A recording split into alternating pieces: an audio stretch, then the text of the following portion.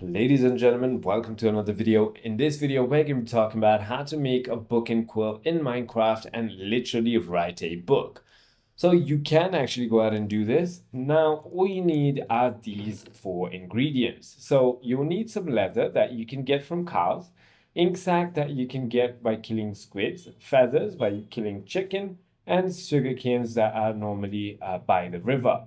Now, once you have all four of these, what you want to do is go to your crafting table. And now, firstly, you want to simply go ahead and create paper. Now, in order to create paper, simply go ahead and put sugarcane just like how I'm doing right over here. And now all you need to do is collect these paper. Now take your leather, put it on the corner, and then put all your paper just like how I'm doing right over here. Once you've created that, now all you need to do is simply go ahead and take your book, take your ink sac, and take your feather and put it there, and that will create a book and quill. It is as simple as that.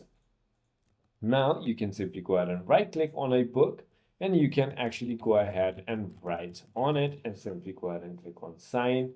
And that is about it. You can simply sign and close it, which will go ahead and let you read the book. I hope this video clarifies everything for you. If you have further more queries, feel free to comment down below and I'll see you on the next one.